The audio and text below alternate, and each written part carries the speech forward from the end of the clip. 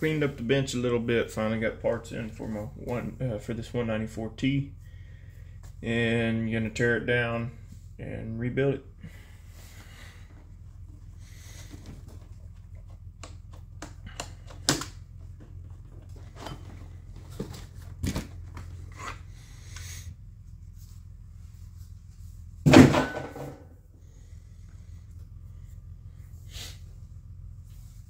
Let's see. Just take all the loose stuff off first.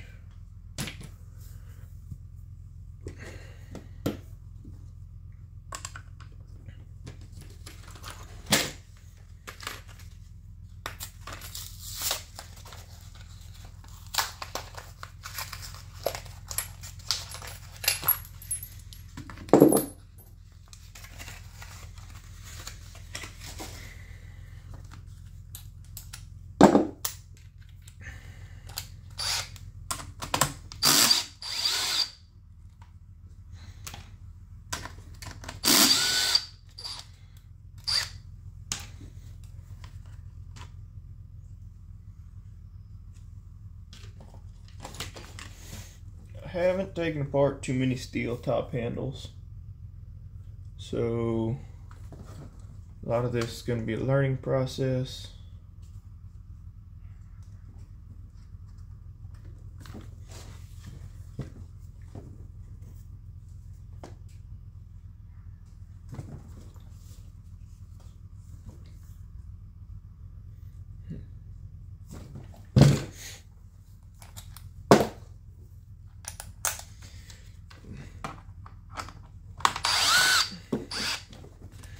So right now I'm just pulling covers off, seeing what I'm gonna have to rip apart to get this thing tore down to the motor.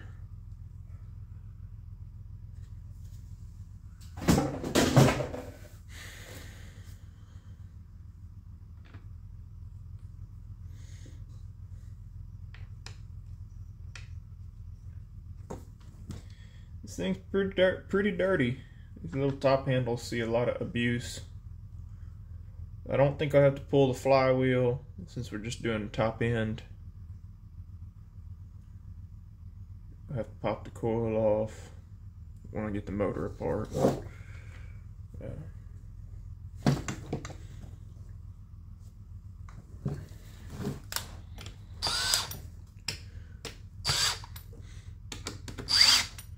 If you don't ever know where screws go, or you're bad about remembering where they go, put them back in the place you took them out of.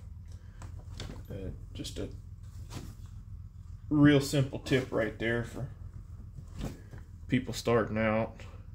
If I remember right, this is a plate that pops out of here.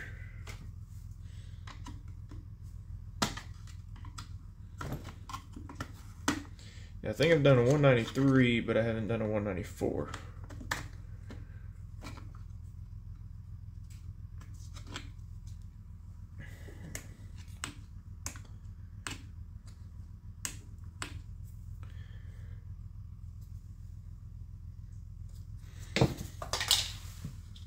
I don't like to group my parts. This is all the intake stuff. I'll set it off to the side. Anything for the intake I pull off, I'll throw over there. These choke levers, it's a little hard to see.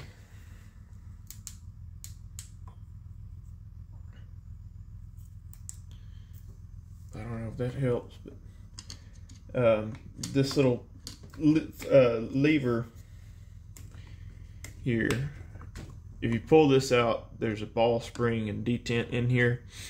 That is pretty aggravating to get back in together, and if you drop it, you'll probably never find it again. So you just want to apply pressure up against this piece of plastic here, and it slides on off.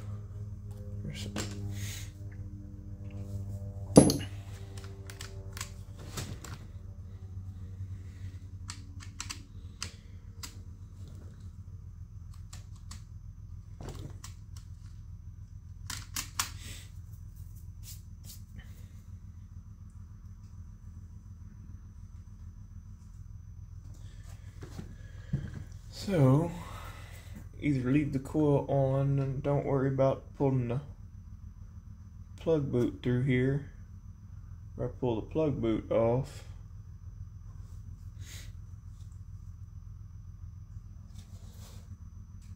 Alright. Guessing I popped this off once already.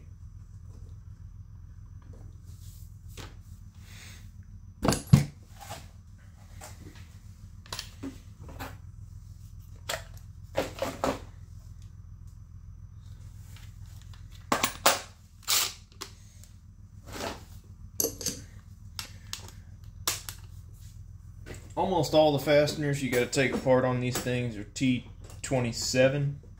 I believe there's a couple of them that are T25 or T20. I can't remember.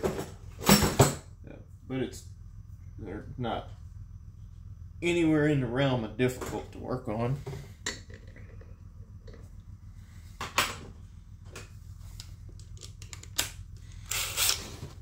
And these clutches are always reverse threads, so you gotta put your impact in tighten to pop it off. That one I think I'd already taken off once before. And then, like I said, I like to keep all my my group parts together. So that's the clutch. You know, put clutch and oiler and everything else together. While you got it apart, inspect your little I think they call it a worm gear. This drives your oil pump. Make sure these tabs are still there. Make sure it's still got the threads cut in it. None of that's coming apart, or else you know, go through all this work and your saw won't oil.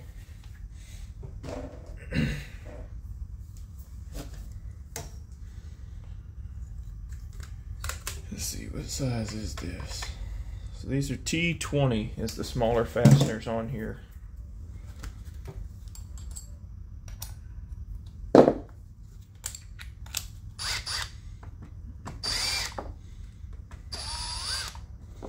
And I've already popped all this apart once before, so it should.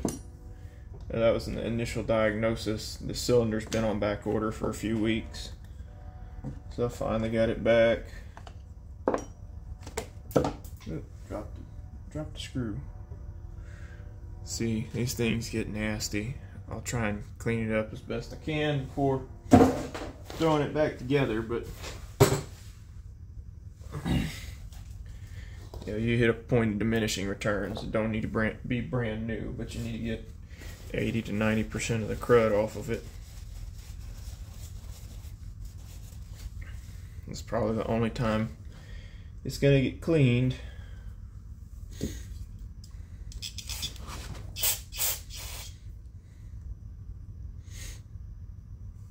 Oiler's got to come off.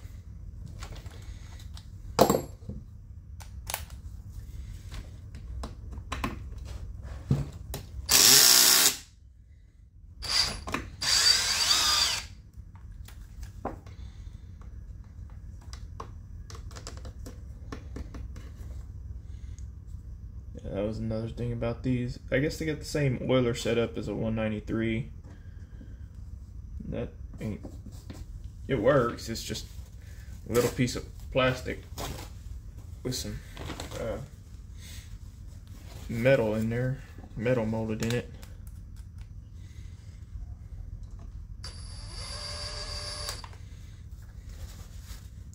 Which direction do these things pop out of this case? Do they come this way or do they go the other way?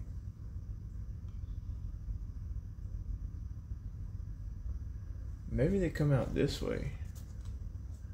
I'm gonna guess they do. I got metal slivers everywhere from that that muffler that I ground on last night.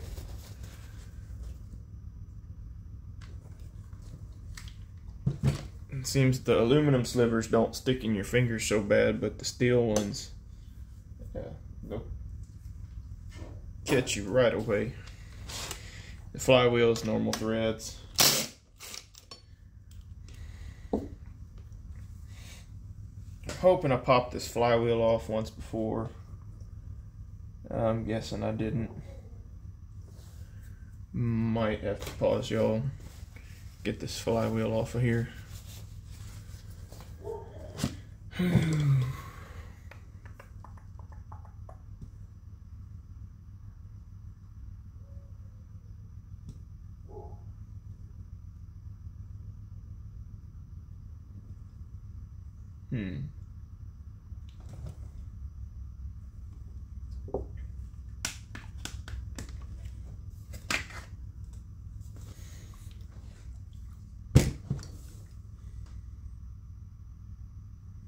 Looks like to give you a spot to knock it off from the back. So I'll line it there. Thread this nut on so I don't send it flying. Try and tap it with a punch from this side. That looks like a spot to put a punch to knock the flywheel off. Or that's what I'm going to try.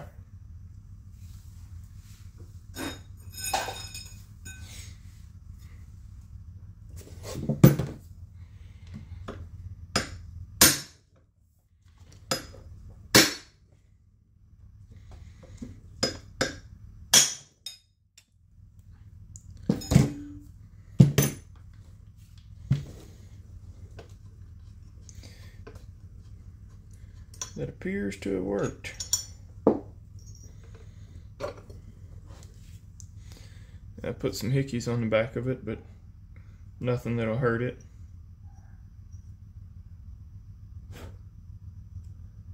The keyway is cast into the flywheel on here.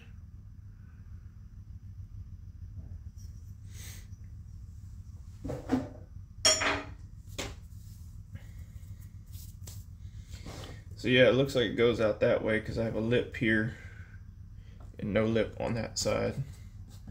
So that's at least nice that I can just unbolt the coil and leave it sitting on this side.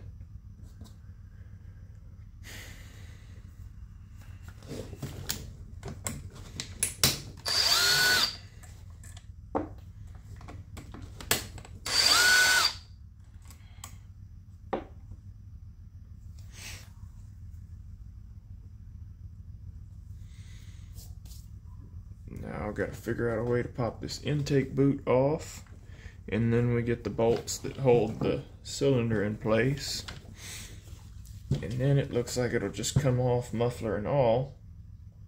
Oh, I gotta pull the spark plug too. I guess I'll loosen that up before I put it away last time. Not sure if I got a 5/8 plug socket around here. Hope I do.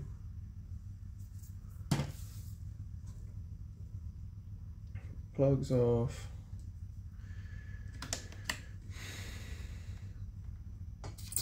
Oop, spraying fuel everywhere. Might have to dump the tank on this one.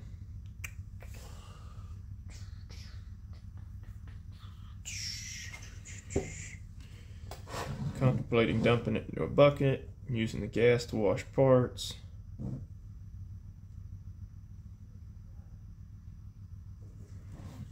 Yeah, I'll try that.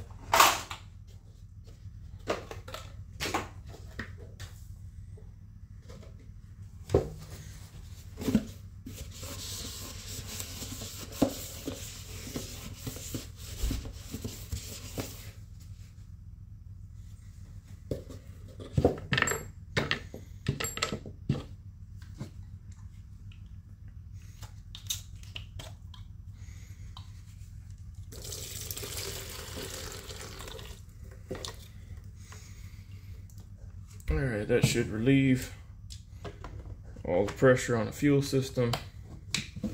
Carb shouldn't be spitting at me anymore, and that looks like good fuel. She ain't gonna use it to wash parts, but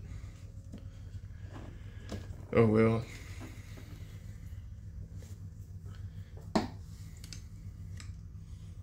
Disconnect all my fuel lines. Got that one there. And then I got the one in the back that likes to spit at you. And this is a strato saw, so it's got this weird little divider here. on a carburetor. So when it opens up, that butterfly matches up with it, and I think it's only sucking fuel from one side. I'm not 100% sure how the Strato designs work. I'd like to learn more about them, but I want to say it's only sucking fuel through that, I'm guessing the top side. I don't know. I don't know which one's fuel and which one's fresh air. That's why I'm not going to mess with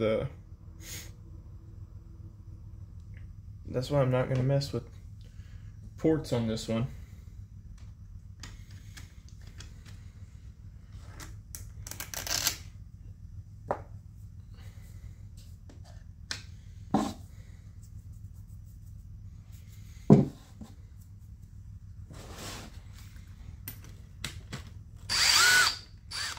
That's probably the only bolt I'm going to take off that looks like that.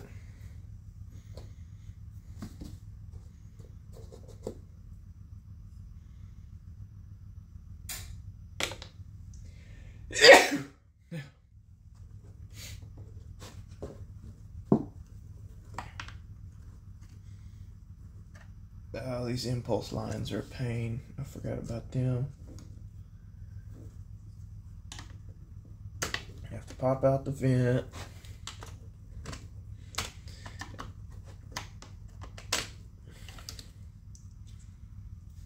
So there's not a way to get to that last intake screw without taking all of this out.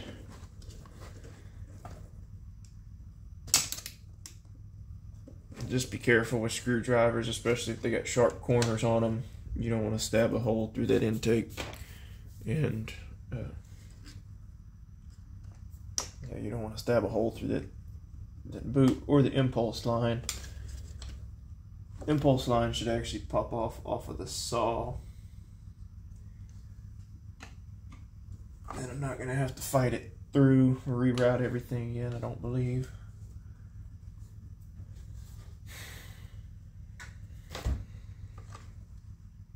Yep, we're good that way. Pop off the cover for these screws. I have to make sure I don't forget this cover when I go to put it back together. That just sucks if I had to take everything apart again. I've done stuff like that plenty of times before.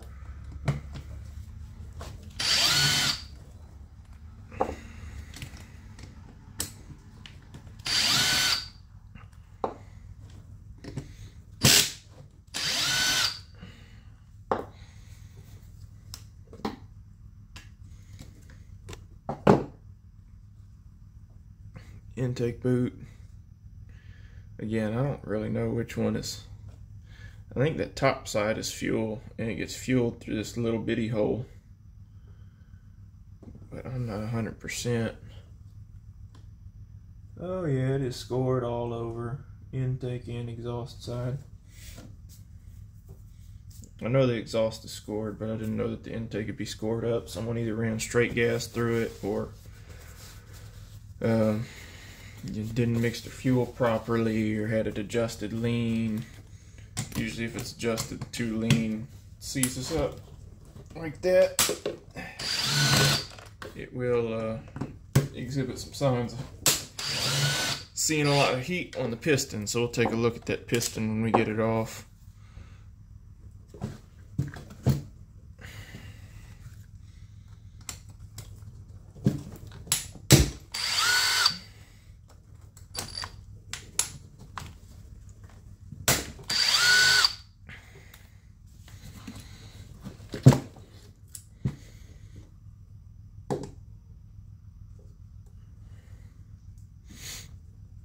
Okay, so I'm all unbolted here. Should just push out that way.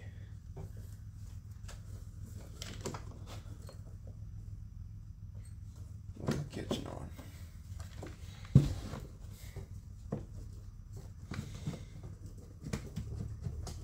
You probably don't want to come out because it's so dirty. or there's some sort of, there might be a rubber stopper right there.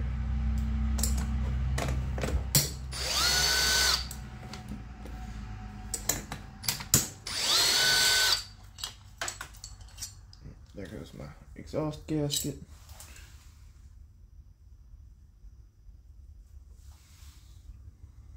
Need to grab it. Got the bolt. Set that over there.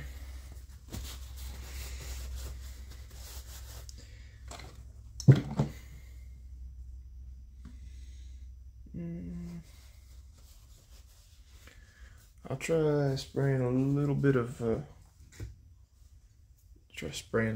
oil on those rubber stoppers.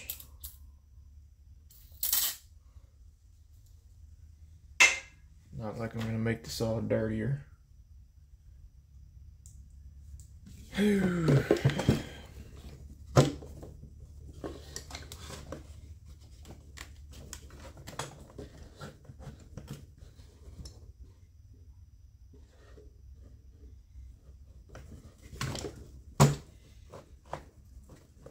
Let's try pushing them out.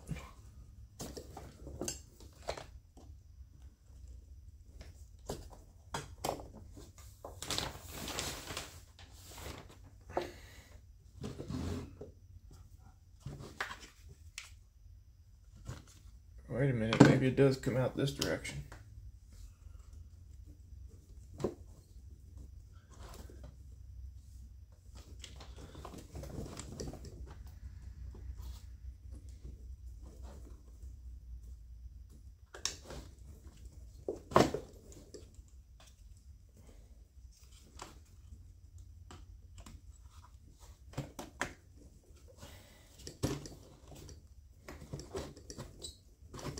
Oh, come out from the flywheel side. Didn't look like it would, but that's what it did.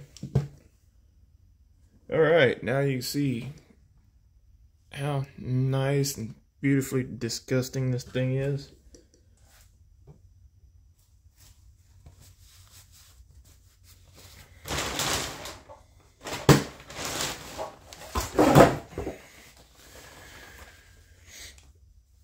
So, I'm gonna just hold it over the trash can, scrape most of the junk out.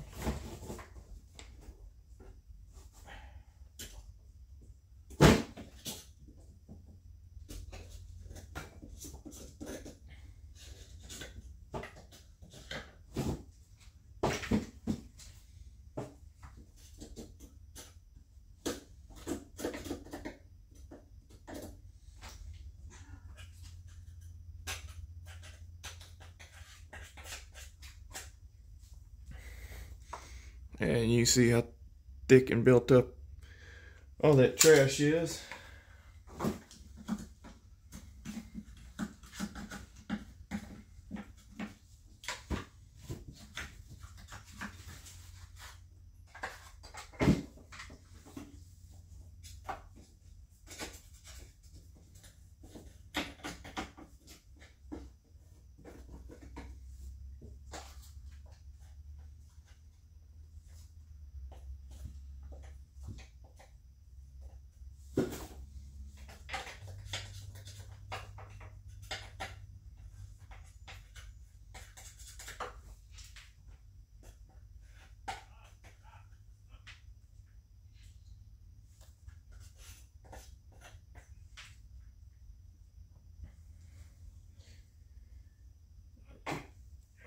Alright,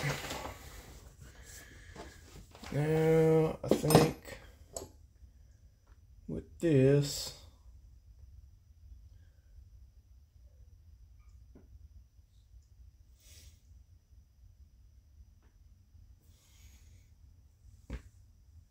I'm going to try and scooch all my parts over.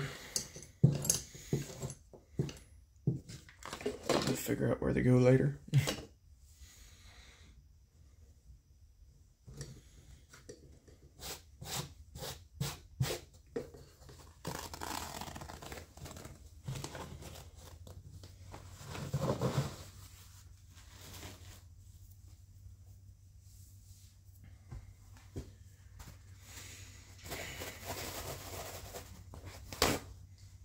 Got a new paper towel down.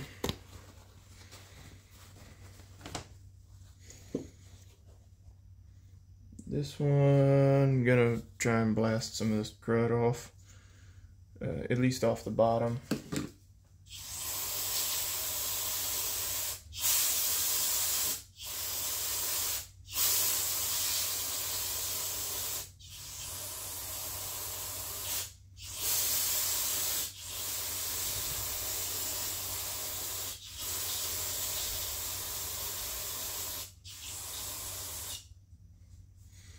Okay, there we go. Got most of the junk off of there.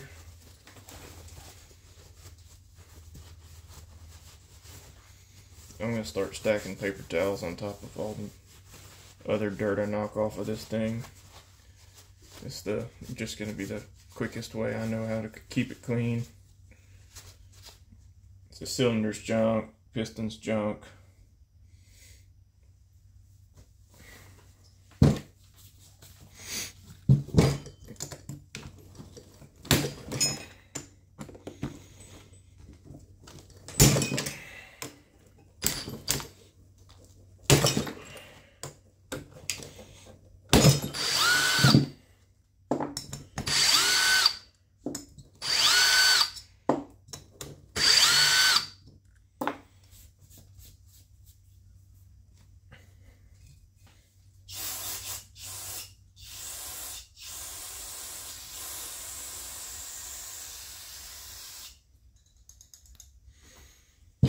Get my air compressor back in here. They give you a little spot to pry right there. You stick a scrunch or screwdriver in there. Hey, this thing must have got run without an air filter. Got a little bit of garbage down in here. Hoping the bearings look all right. They're a little crusty, but they don't want to spend money to get a new one, so.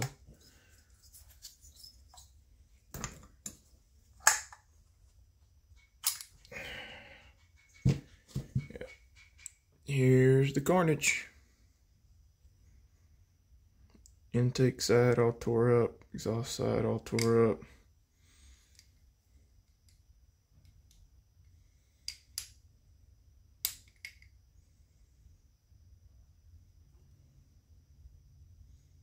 Bearings got a little trash in them. It looks more like carbon.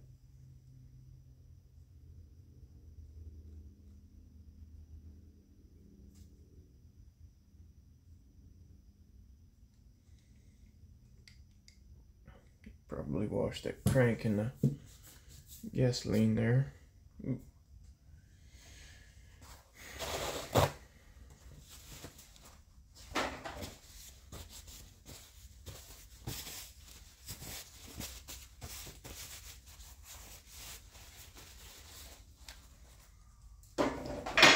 One light is on brighter than the other.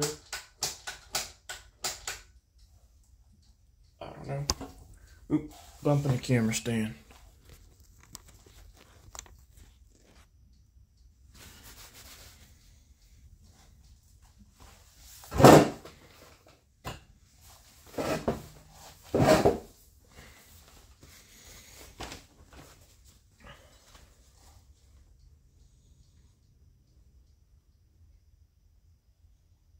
Yeah, the cylinder's kind of gross.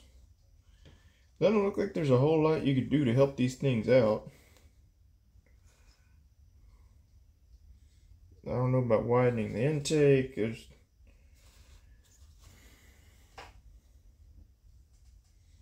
know, your boot is only as wide as the intake port, so if you make it any wider, I'm not sure that'll help any. I've heard of people taking, like, notching this out so it mixes a little more fuel in there, but I'm not going to do that on this new cylinder. Maybe if I had another saw that was, you know, experimental. Might try and do that on a junk pooling or Husqvarna or something maybe in the future.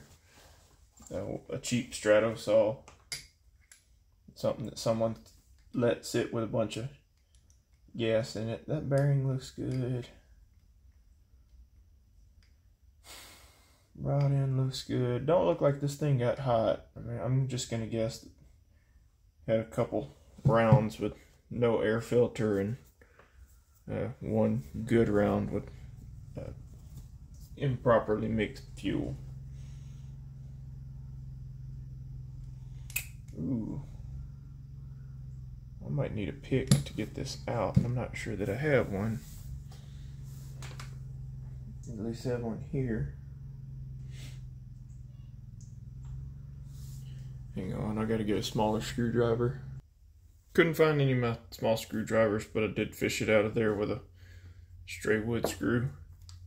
I think my screwdrivers are in all my tackle boxes, and I wasn't about to go through all my fishing gear to find a screwdriver.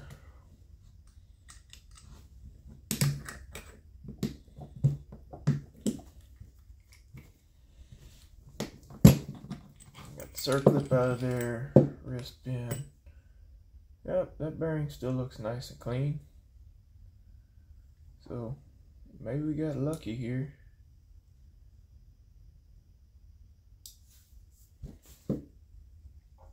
Another piston to add to the collection of tore up ones. Fish those crank seals around a little bit.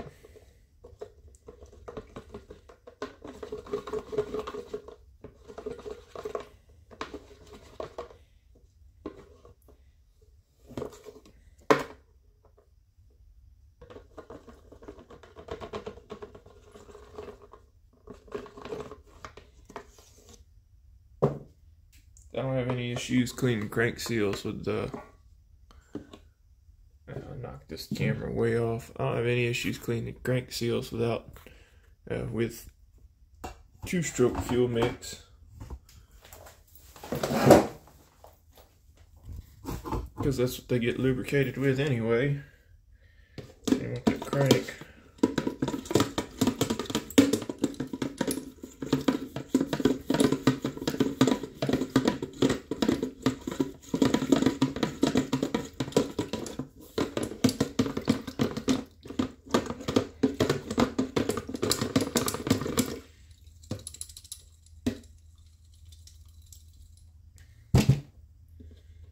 Should at least start to soften some of that trash in these bearings. They get so noisy when you take all the lubrication out of them.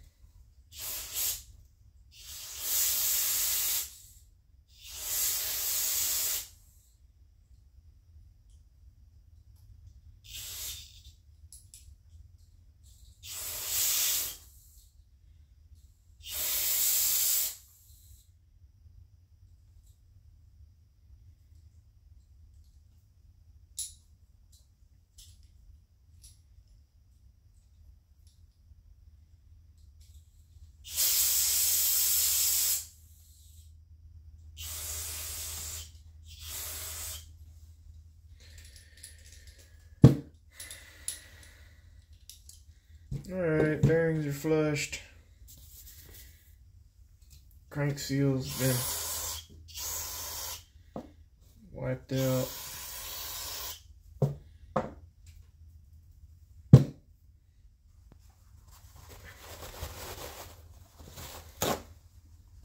I might have to open my garage door a little bit just to get some fresh air in here. Fresh paper towel, crank seals, crank, what did I leave under here? Wrist pin. Those are the screws for the bottom of the motor, but I think I need to toss that in the gas.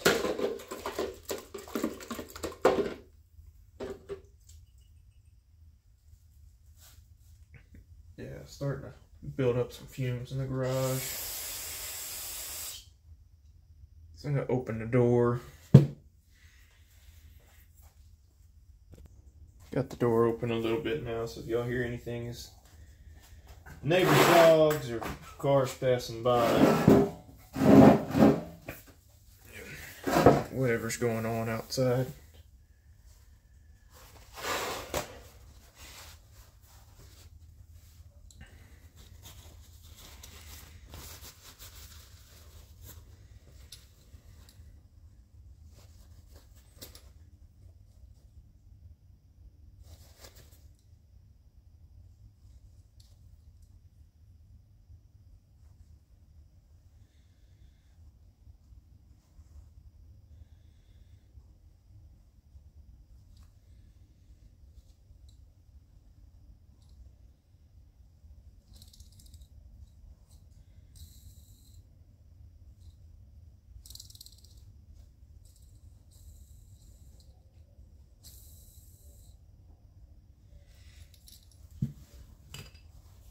It's flushed out.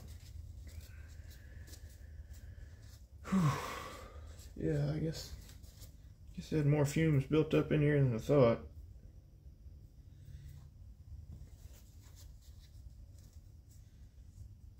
Gotta be careful with that, working in small spaces. They put warnings on it about on the cans of brake clean, but yeah, who reads the cans?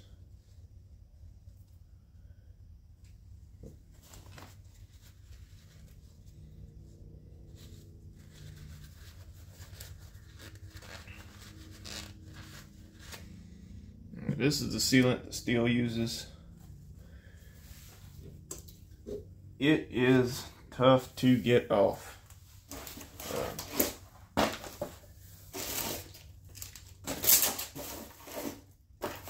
gotta look for it, but I got some wire wheels that go in my rotary tool.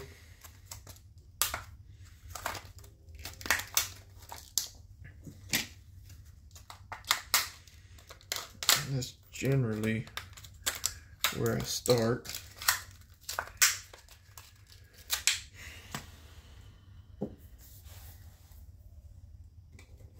No, usually start with a razor blade.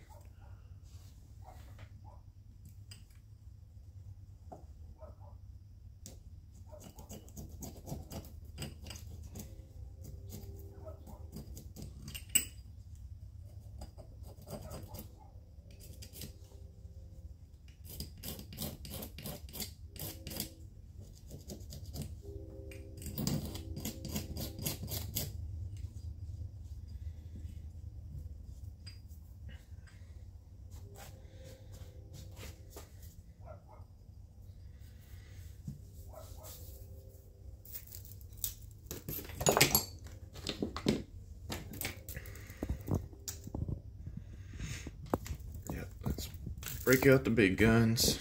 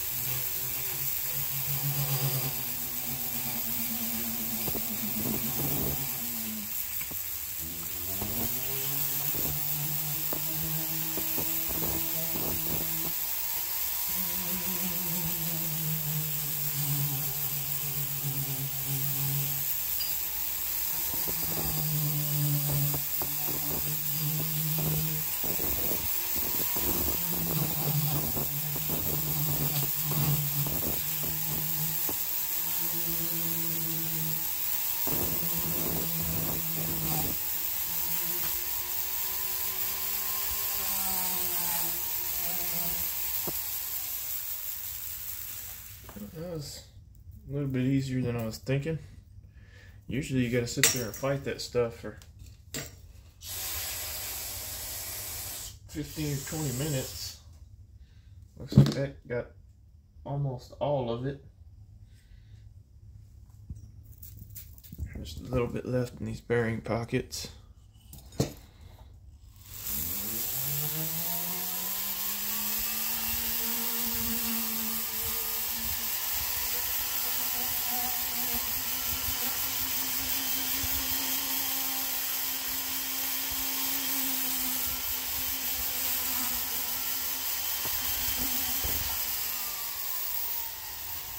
Alright, I'm not going to complain about that.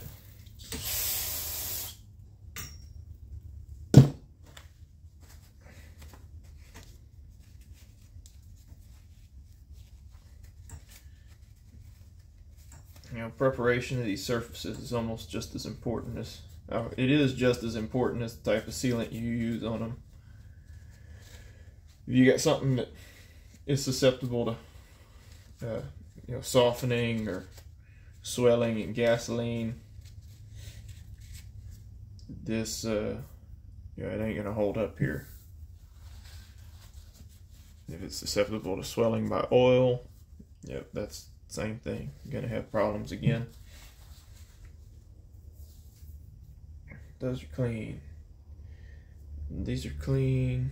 I like to hit them with the wire wheel too, just so I got a little bit of freshened up surface, especially if it's a little shiny. That surface being dull seems to adhere better to the sealants.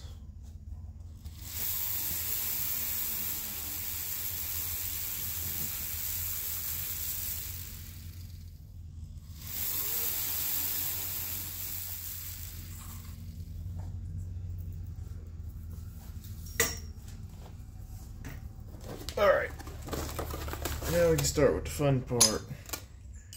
Piston, cylinder. Looks like I get a spring compressor sleeve. If that's tapered, that's going to be real cool. It'll only be good for that size piston, but better than nothing. I'm going to throw my junk stuff in here.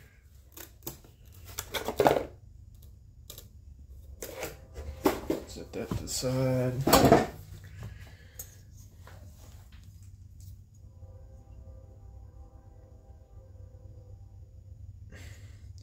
I'm not going to try and time this or port it or anything. Number one, I don't think I got tooling to get down in there. So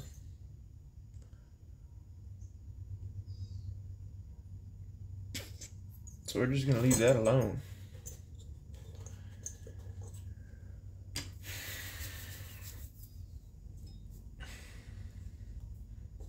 Again, I'm just going to put a drop of oil on surfaces that I think need to be lubricated.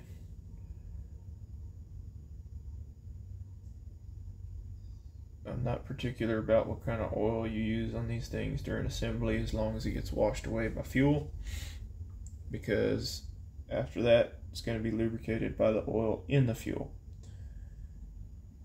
If you don't have lubricating oil in your fuel,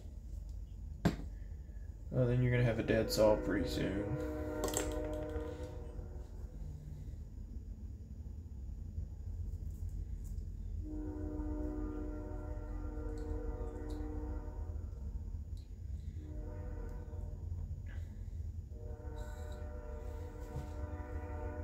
And then when I reassemble these, if I'm reusing crank seals, this is the parting line. You can see it on, you can see the parting line on the crank seal where it was. I clocked that one 90 degrees compared to where it was.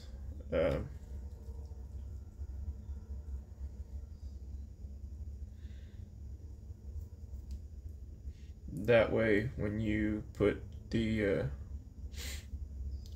all back together, you're not putting that spot in the same location.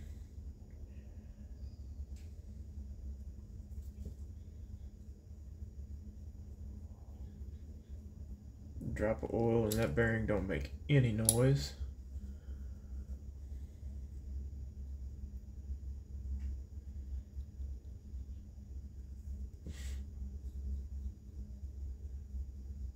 Same thing here, drop of oil and all the noise went away from that bearing.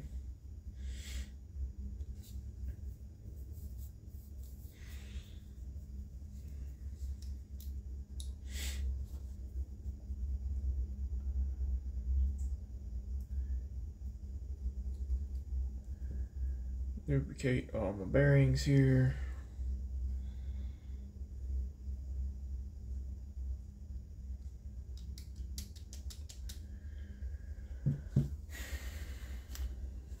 Set that to the side. Let's see. This is the exhaust side. This is the flywheel side. So the taper side of the crank. Yeah, clutch and exhaust are on the same side on this model. Taper side of the crank goes there. So let's orient the piston, intake. Ooh.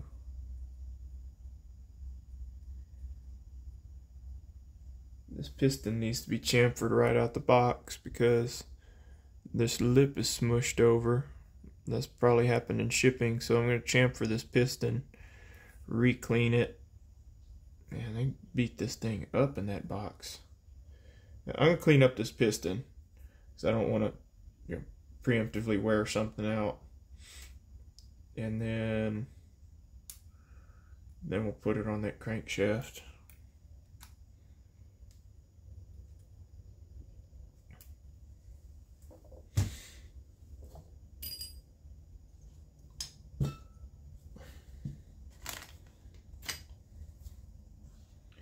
They gave me a new wrist pin too. This one's not wore out, so there probably wasn't a whole lot of debris in that motor. It's more than it needed to have, and motors don't need any debris in them, but there he is.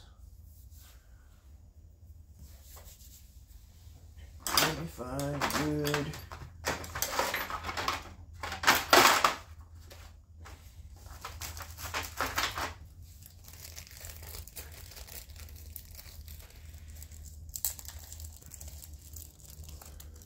Sandpaper roll up there now.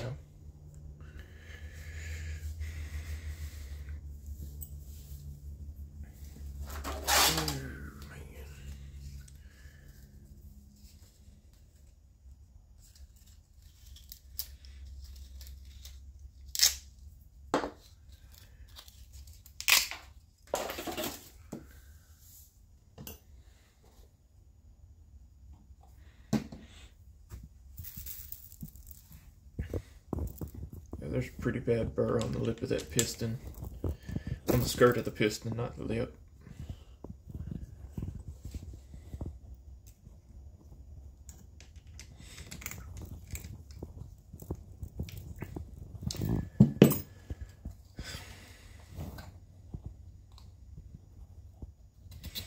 This is some 400 grit sandpaper that I had from a sanding belt. It's not going to be super aggressive because it's 400 grit. It's small. It's fine.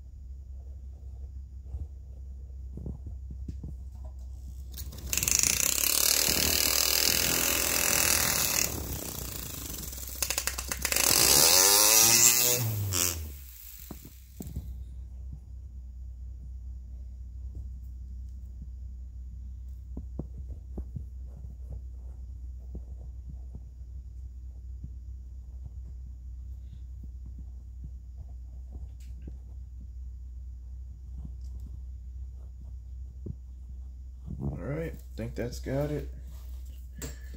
Rinse off my piston.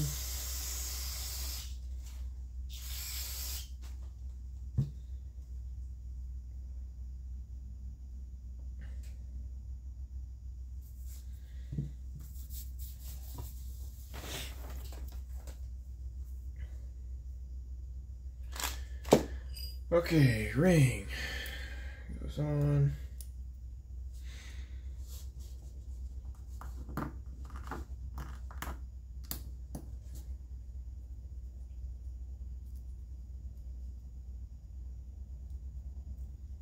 Ta-da.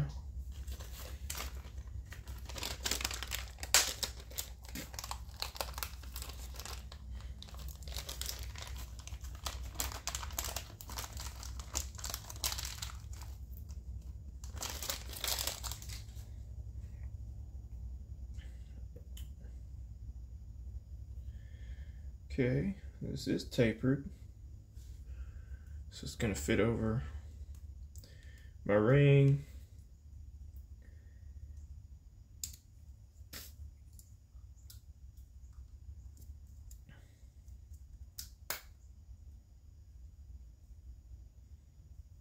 That fits over your ring like this, and I guess you're supposed to cut it to get it back off of there once you got it set in your cylinder. We'll get there when we get there. So, line all this up correctly, that way you get it right the first time. Put some oil in that bearing.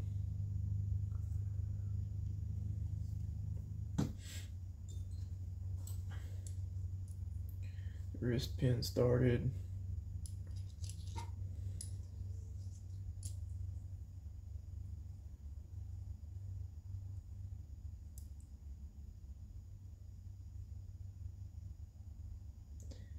And there's some little bit of discoloration coming out in that oil. Oh yeah, we're gonna flush that bearing out since we didn't.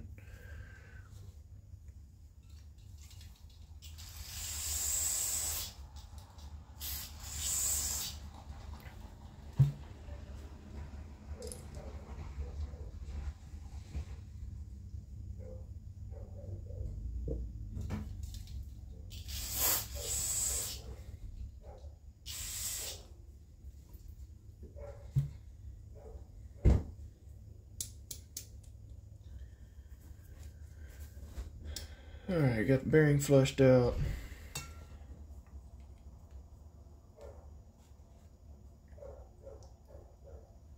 Put some more oil in it.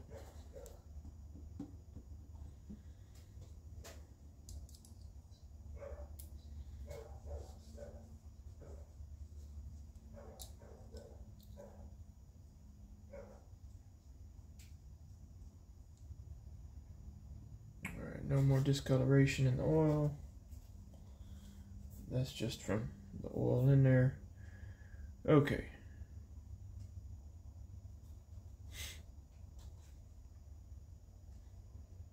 Flywheel side, intake side, goes in. Huh.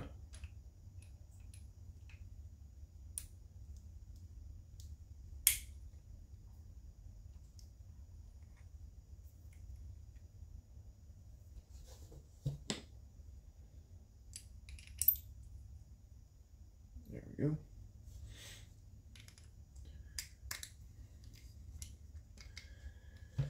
Wrist pin pushes through. Now you can't forget your clip. If you forget your clip, it ain't gonna run very long. So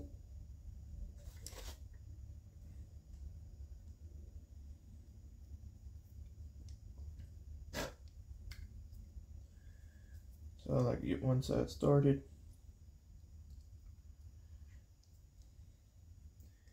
And then usually I just push it in with a flat blade.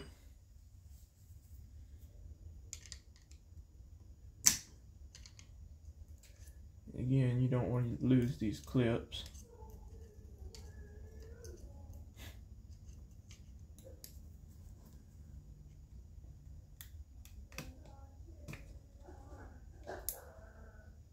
Alright, clips in.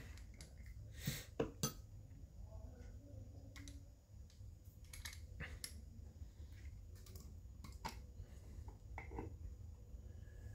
we go.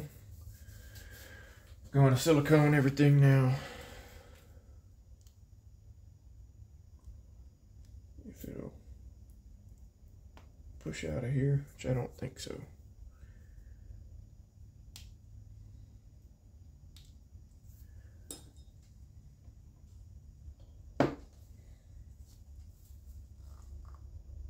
Nope. It hardened up all the way in there.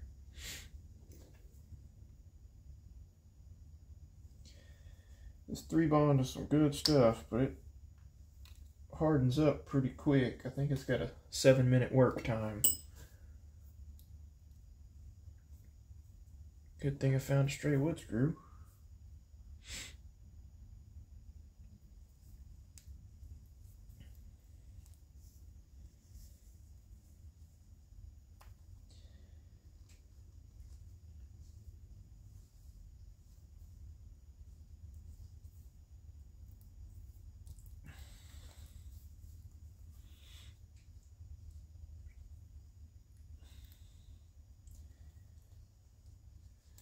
Oh man, might need a drill bit.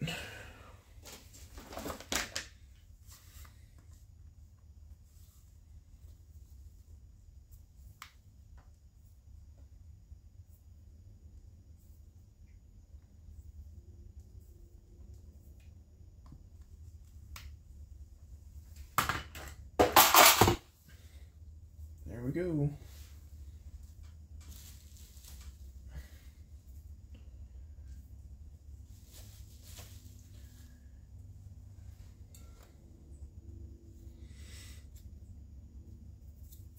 Now in business.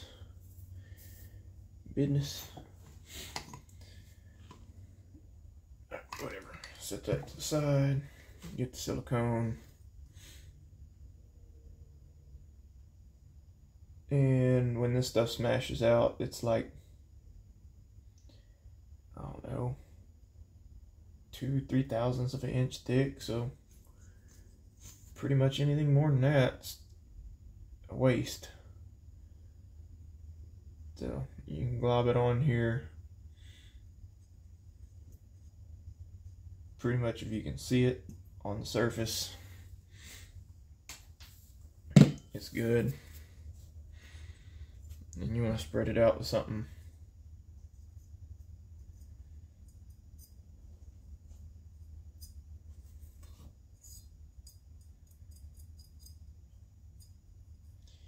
Key areas are round bolt holes. I like silicone around these seals.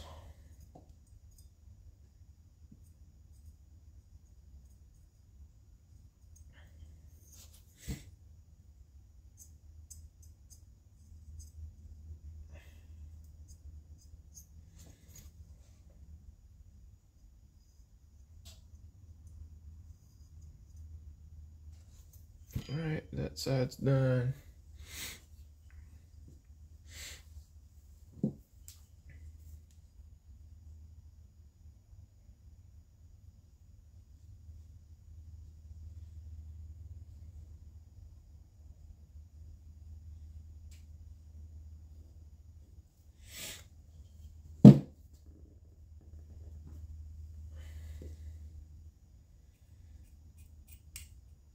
And spread it out.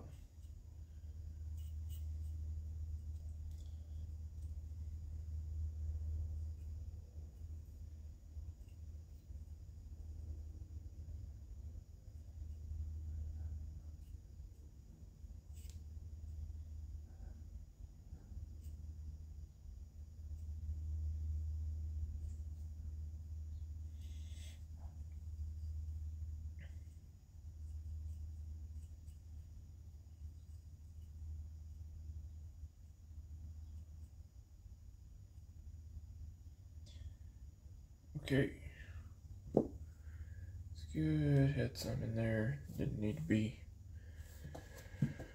Alright. Flywheel side.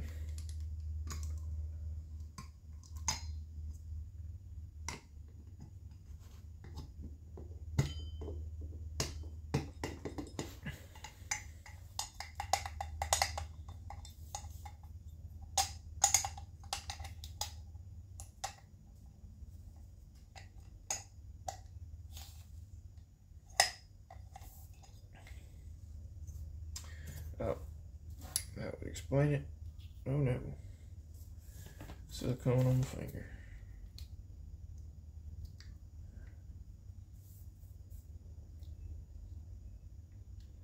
maybe I'll put this thing on backwards.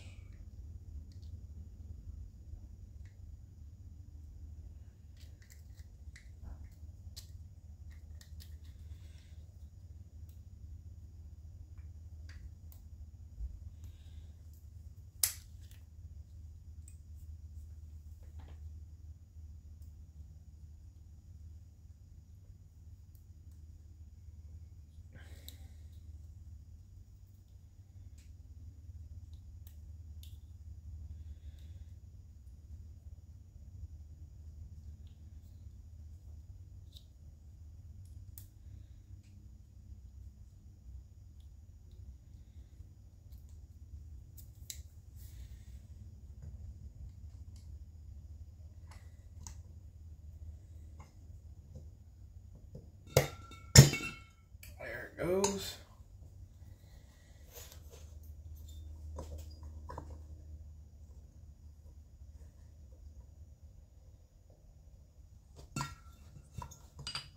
You have to get this thing out of here. That don't make a whole lot of sense.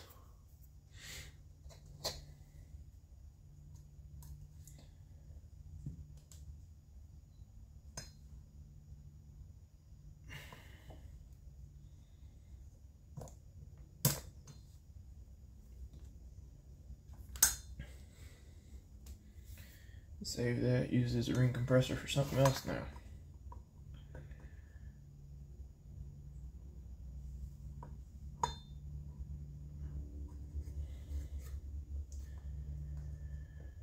I'm gonna have to pour oil through the spark plug hole because I forgot to put oil on that piston.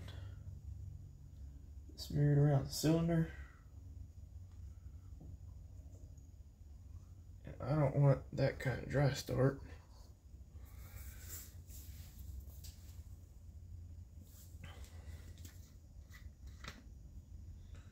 So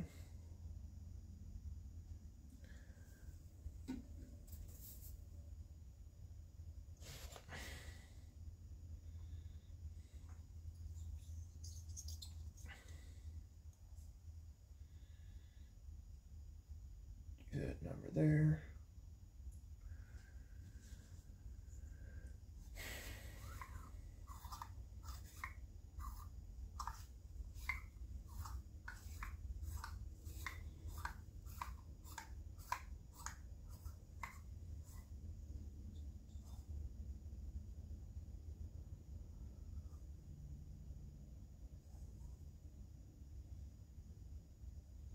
Got oil through the exhaust. Oh crap. Where I go touching everything I'm not supposed to. And dang it, I don't remember which side this goes on. I think. What's this for?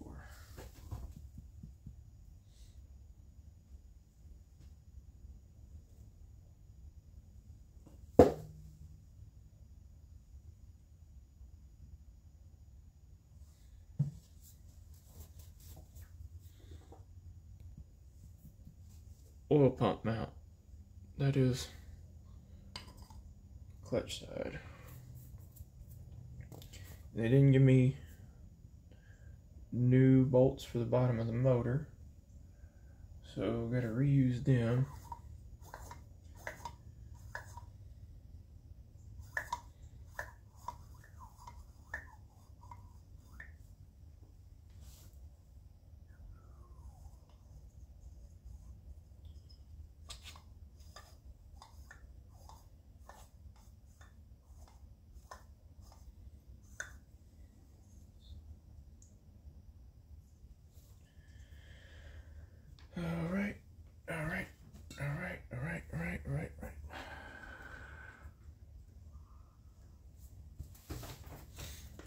Find the bolts for the bottom of the motor. I think they're underneath this this paper towel. That looks like 3 of them. There's number 4.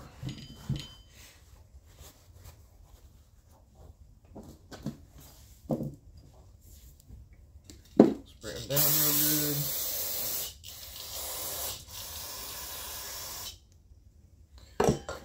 These are self-tapping, so they don't get Loctite or anything like that on them.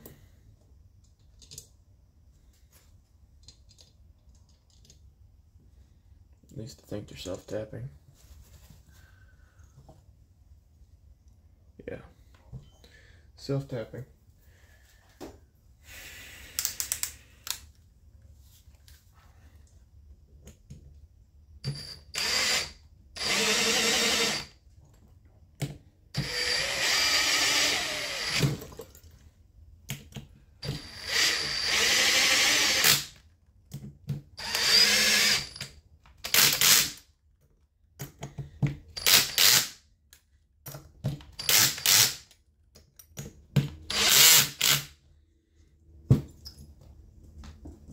Give them all about an 1/8, 16th to an 1/8 of a turn past that.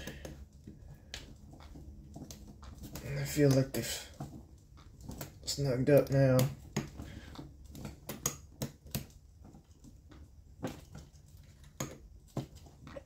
Alright. There we go. Got oil pouring out of the spark plug hole because I poured oil in it. Now when I rotate, my ring's still dry. Now the ring is nice, shiny, and wet. Skirt of the piston's all wet. I know the exhaust side's wet. And we have a little bit of squish out all the way around.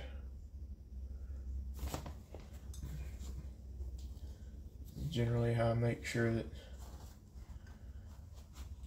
everything went together smoothly. Just looking at that silicone.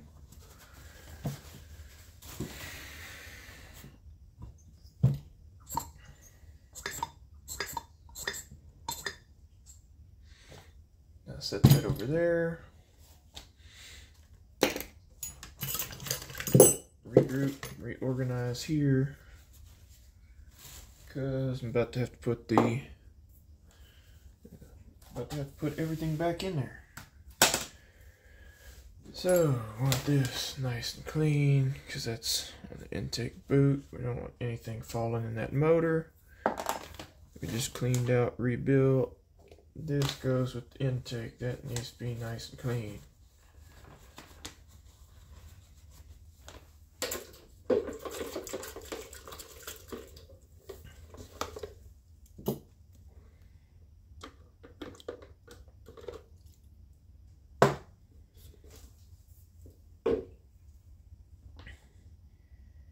Intake boot, gonna throw in there.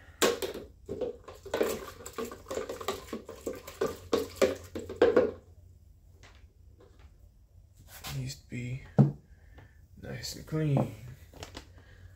Solvents work on all the crud.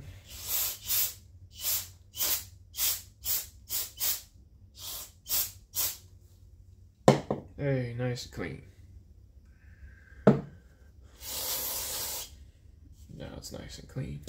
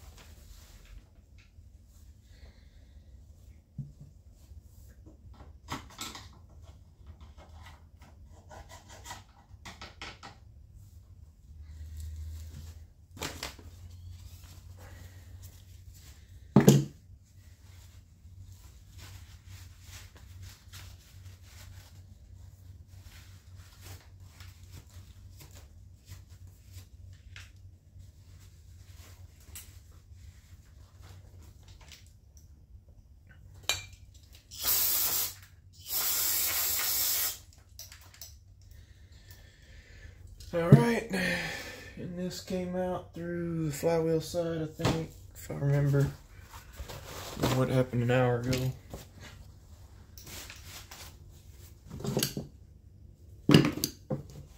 There we go.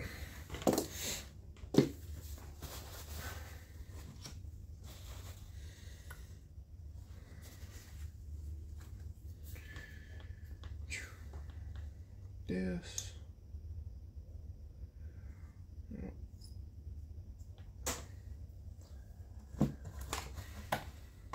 And that back.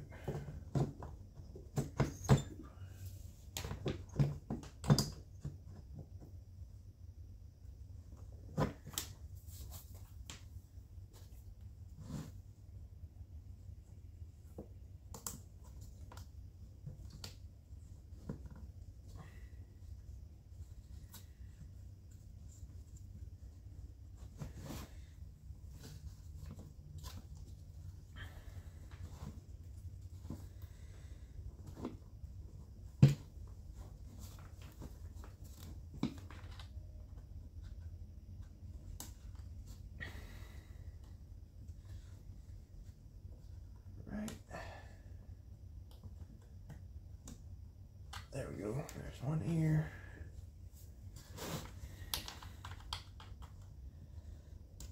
Another ear. There's the third ear.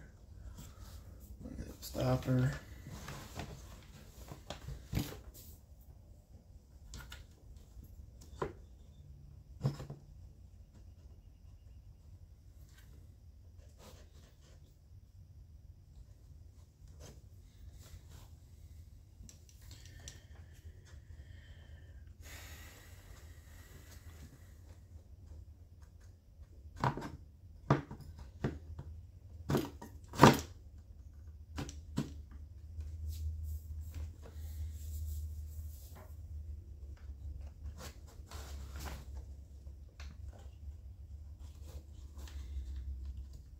Impulse line. So you get your short block in, get the impulse line started through its hole. First thing I want to do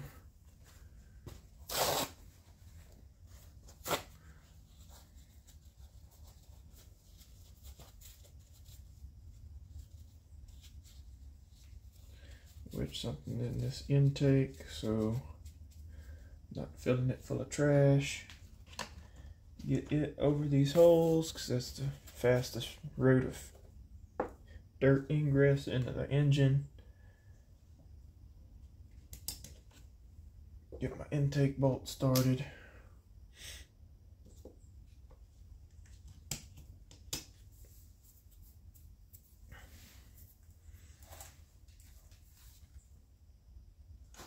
I'm doing half of this off camera.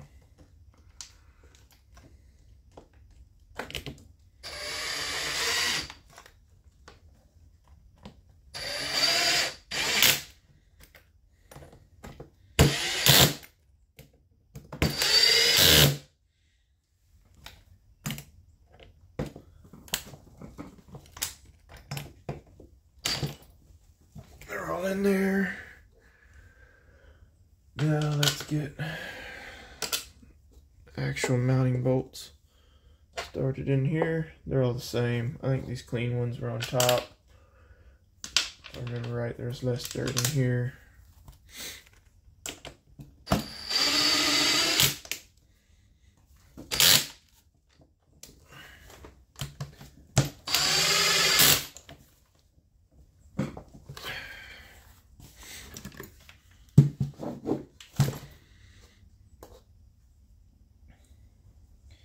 Now, I preemptively ordered parts for this thing.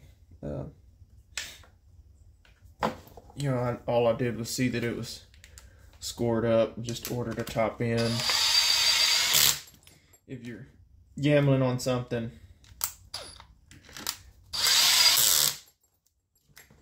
and you already have it in your hands, you should go ahead and tear it down all the way. Because I've kind of been burned on that before, where it turns into a much bigger job than you expected, or turns out during the job there at all because it's not worth fixing.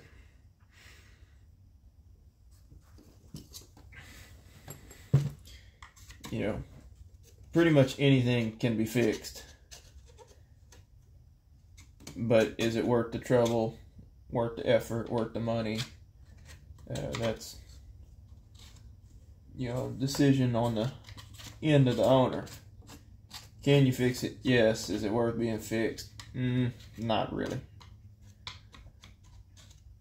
You run into that situation a lot. It can be kind of tough to explain to customers because your pride gets in the way. You're like, can you fix it? Yeah, I can fix it. But something's not always worth fixing.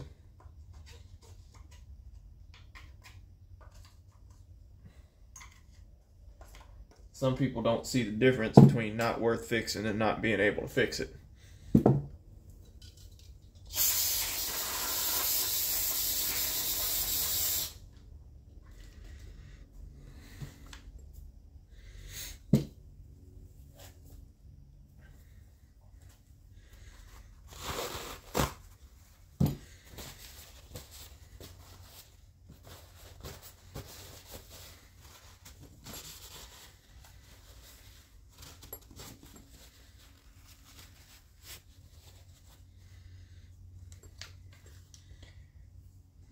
I gotta pop these El Cheapo pliers out of here. Get the intake straightened out. That way it's one less thing fighting me.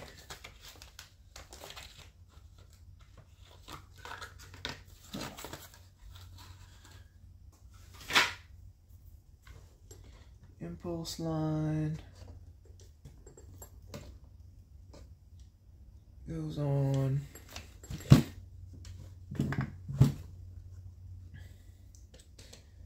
Vent goes back over here.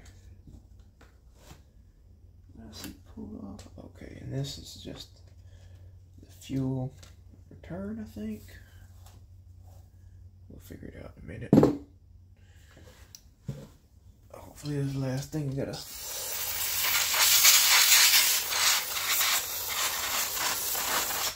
Hopefully this last bit of parts cleaner I need to use, because that can is about empty.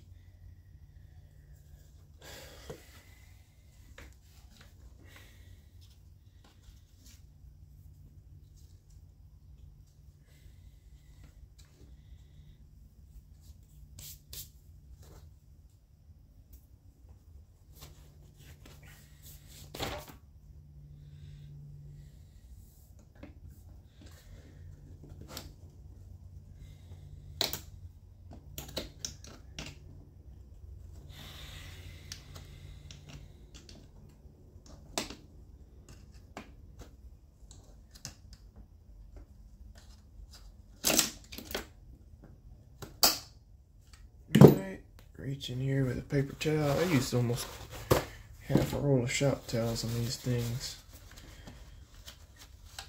That's another thing I forget about when I'm giving estimates on side work is shop supplies. You know, something like this can use a lot more shop supplies than, you know, replacing a carburetor. Anything like that. Usually the bigger the job, the more stuff you got to use on it. Let's get this spark plug in here so I'm not throwing anything in the motor.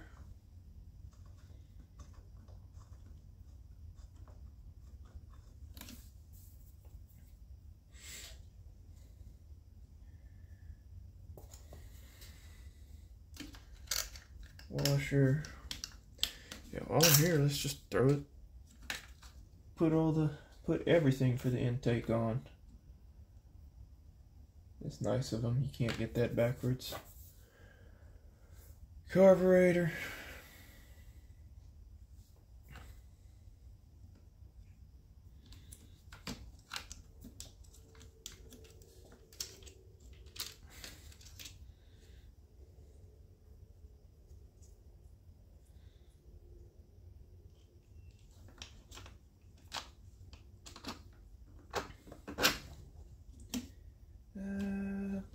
vent's got to go first. Vent. Snapped in. Carburetor. The fuel line stuck in.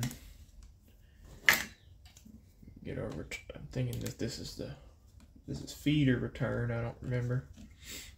It don't matter as long as you don't have to remember which ones they are, as long as you remember where they go.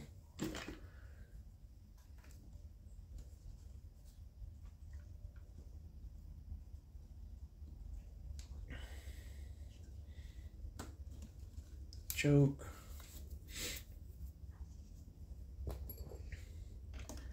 Weird mounting bolt.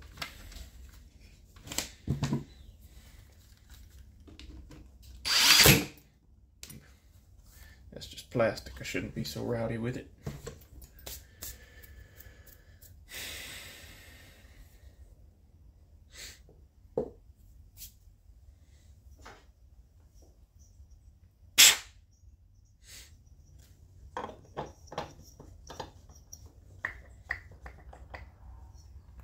There's my flywheel.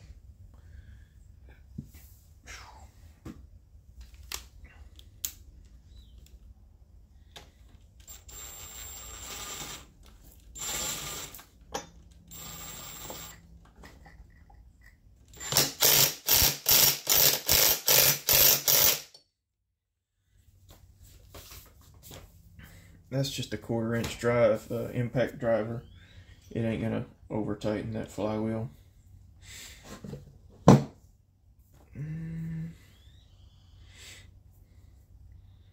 Let's see, do I have a business card? Something to get this flywheel with.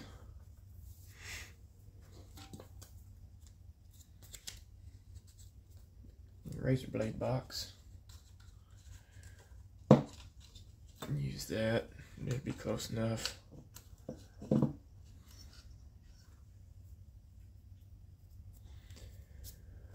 What do we have on here? We had one with a washer, one without. One with the washer, one on the bottom.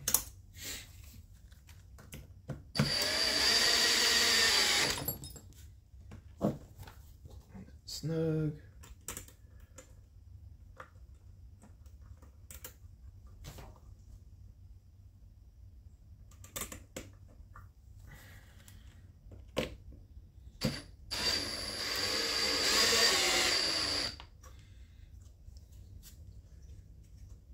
See, am I still gapped? Not really.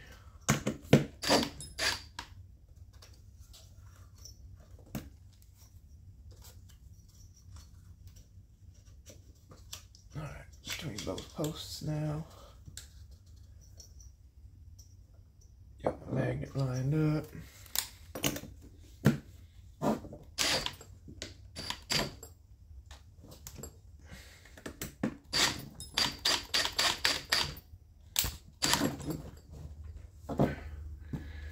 So it's a two-hander. Gotta hold a tab in place. I actually need like 3 hands for this. Let's see if those pliers will do it on their own. No.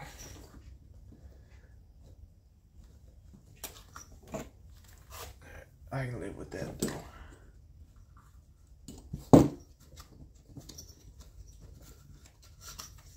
Go.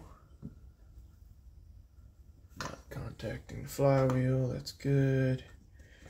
Everything is in place here where it's supposed to be. Got the bolt on the flywheel. Back to the intake.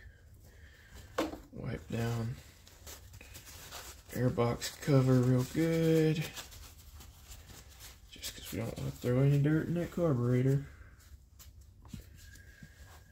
Bump into the camera.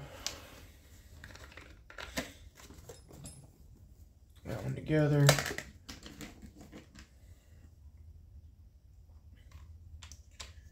That on top of it.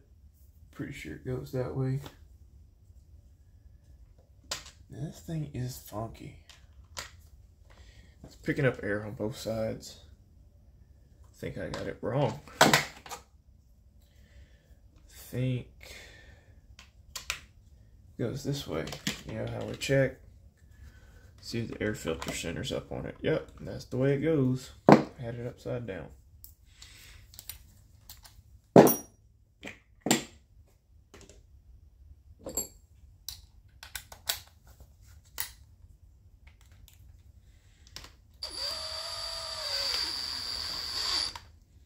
You have to have a thin wall socket for these.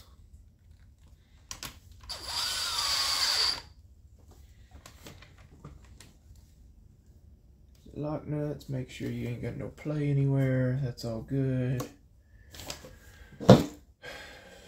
Everything's on this side.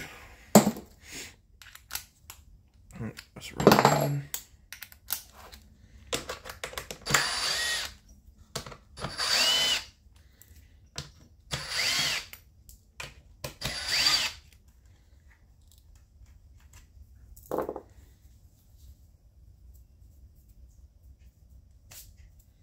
Man, it's starting to get chilly in here.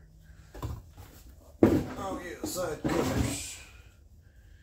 Knock more dirt out of these.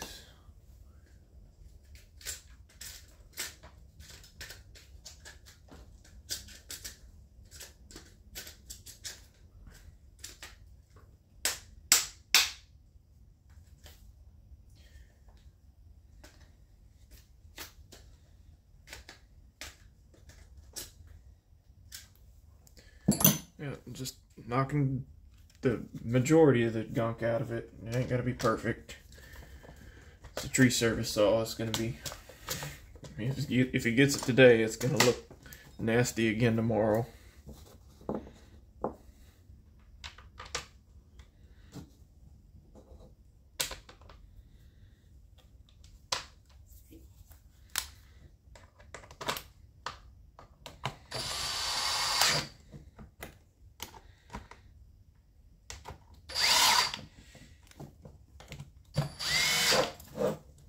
This thing will probably need to be readjusted, and I didn't even take a look to see what kind of carburetor adjustment screws it has. I'm gonna bet it ain't a flat blade screwdriver. I think it's just got the standard stoppers on it.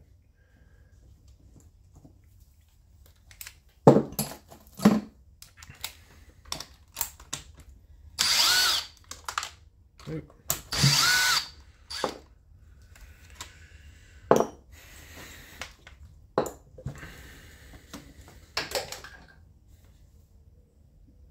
That's just a big Q-tip. Hi.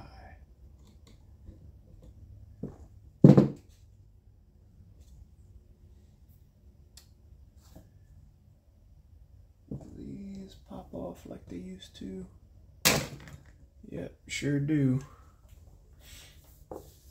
That high mix screw is really the one that I want to have a lot of access to. These you can trim up,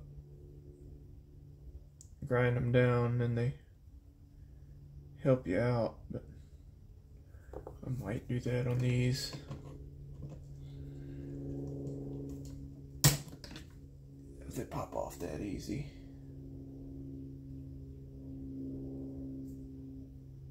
Actually, I think once you pop them off like that, they no longer retain. So that's just what it's gonna have. Get the tamper-proof out of it. Oh, and you know what I forgot? Now I get to take the intake back apart again. This is what I said I didn't need to forget.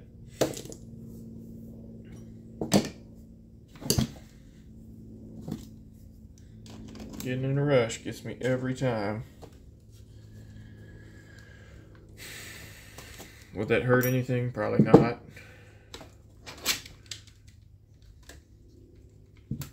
But I don't want to find out if it's going to hurt anything.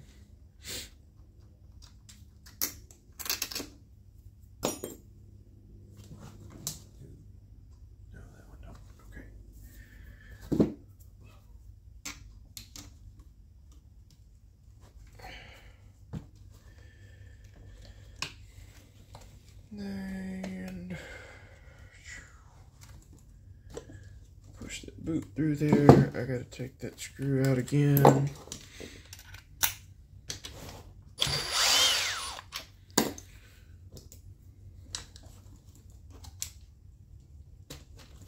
we go.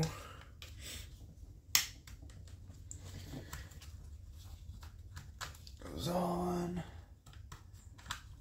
Pipe down in there, and ta-da, that's where it's supposed to be. First time I did that, it took me way too long, and I've done it so many times since then. It's you know, it's almost a tradition. That's why it didn't take hardly any time to get that back in there.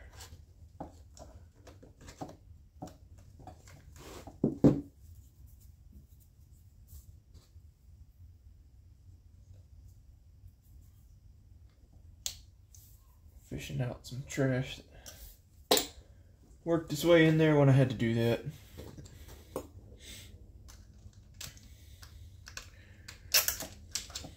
Go.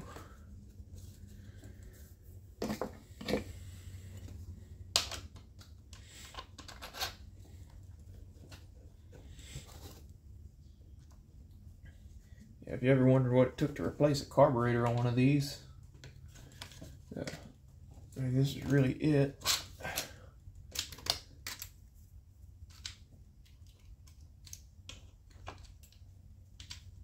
Hook your linkage.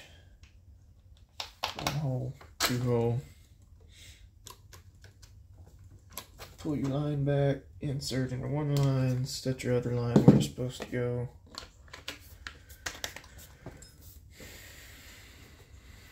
Make sure that that centers. Like that. Start your nuts.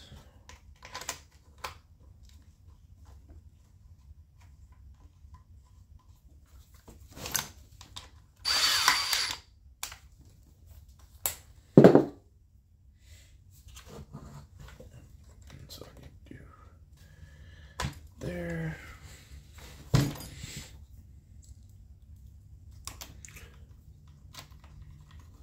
Way off center on the camera.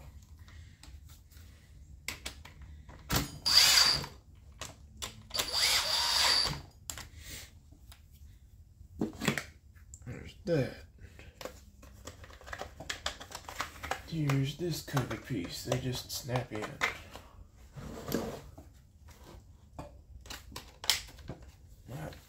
And that's all where it needs to go.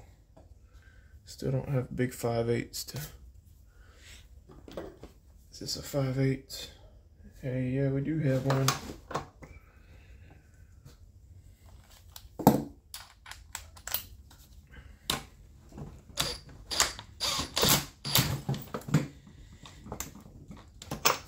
Alright.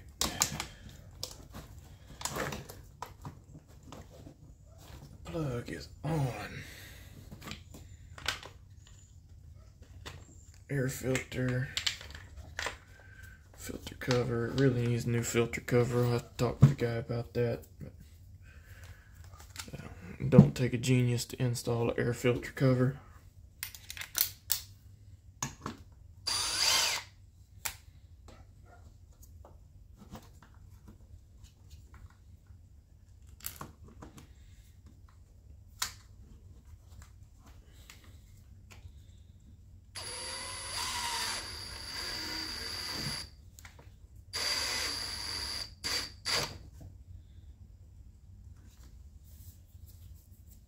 That. Oh yeah, now the cylinder's full of oil. It's got all kinds of compression.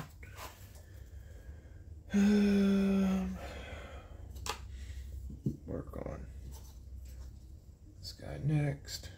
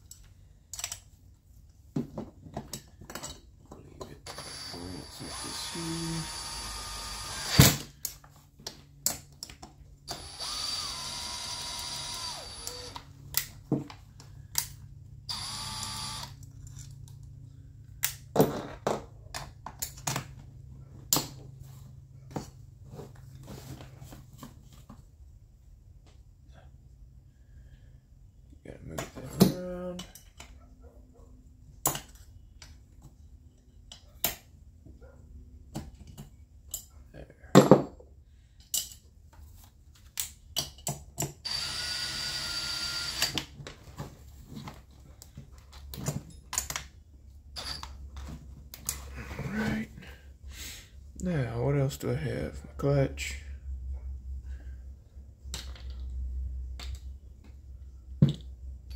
Should be another plastic cover somewhere. Oh, I threw that in the box. 3 screws. Dang it, cover needs to be cleaned off.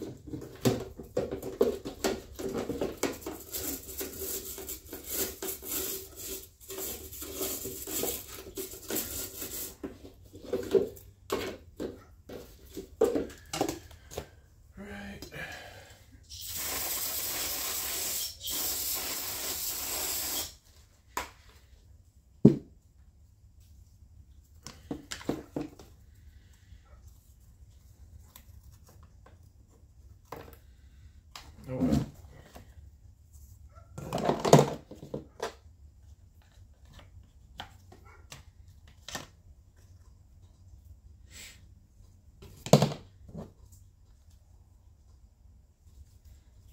That's why.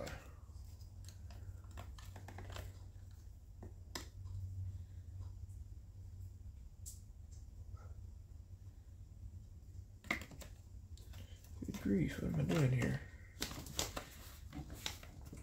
Alright. 3 little screws.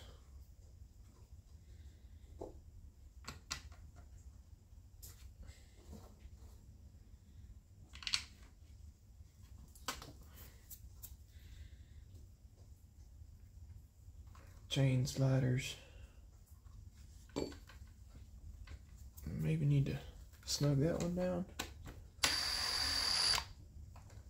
There you go, stiffen up the handle a little bit. I don't even think I took that one out. I think that was probably like that.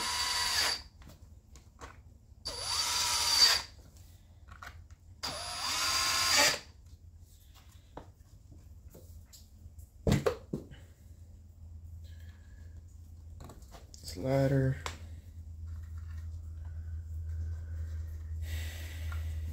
Slider.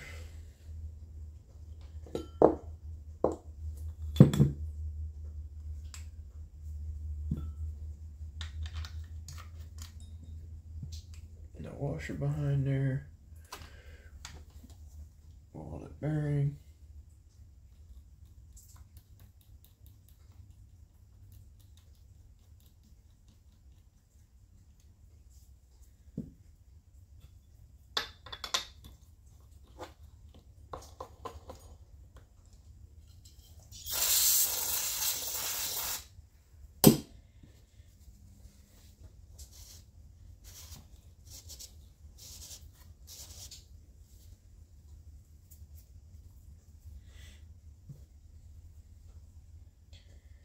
And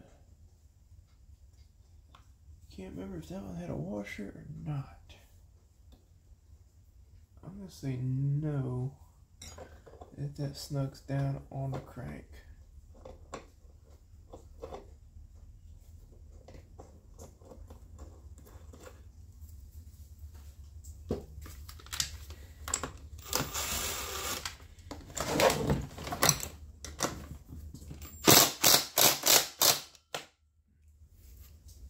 Hopefully be enough for that.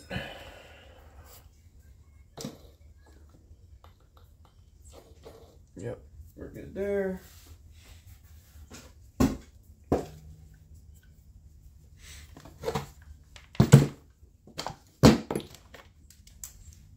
Time to fuel up.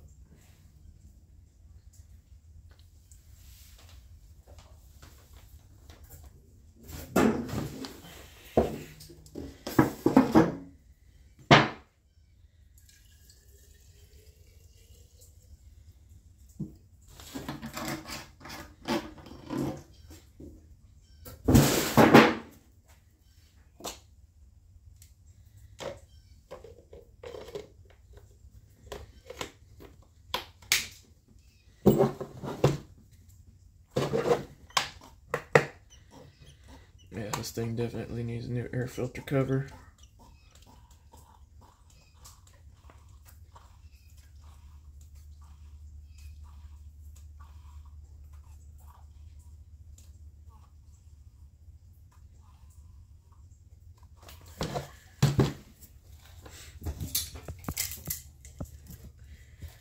And I like to open these holes up for the oiler, but it's already about as big as the slot here, so we're not going to worry about that. I only do it if it's got a big massive channel for oil to fill up.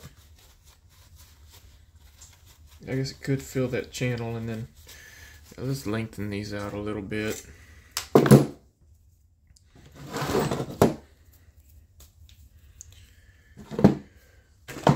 The folks that have done it for claim that it helps it out quite a bit.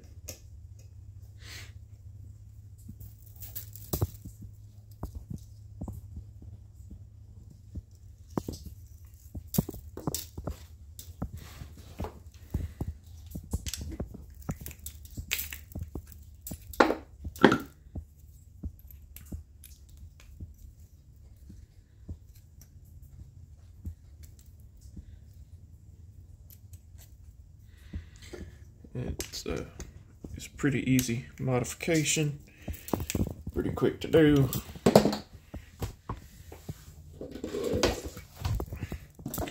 All you do, take your burr, come in,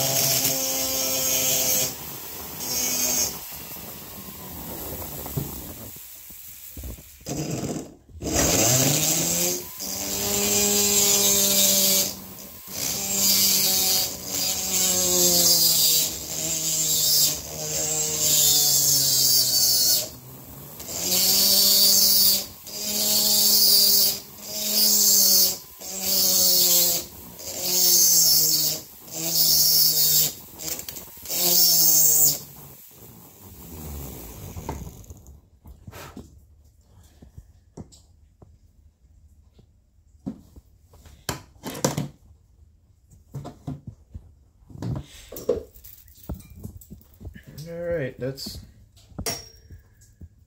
my best shot at improving oiling on this thing.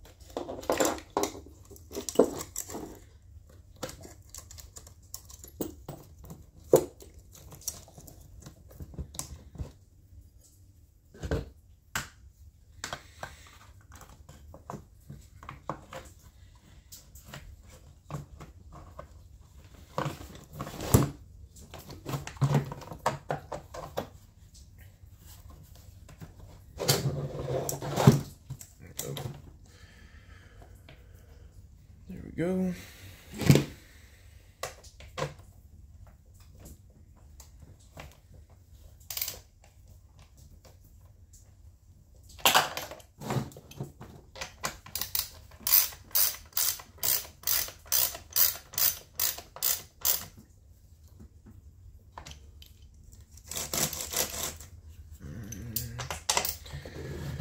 snug that down a little bit.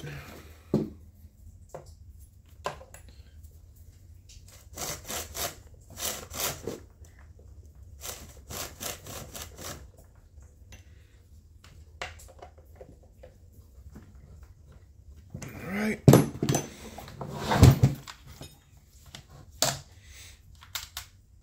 Choke.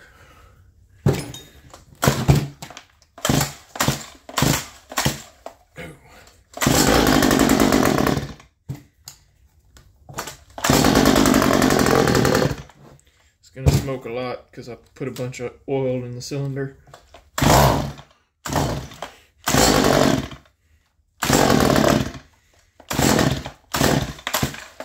Could be flooded out.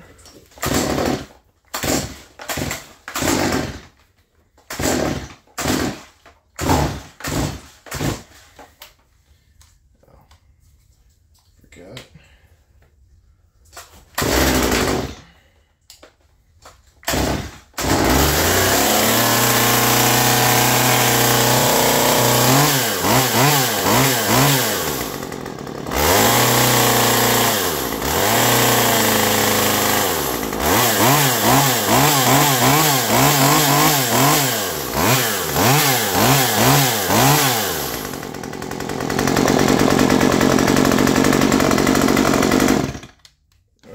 There's the 194T teardown and rebuild.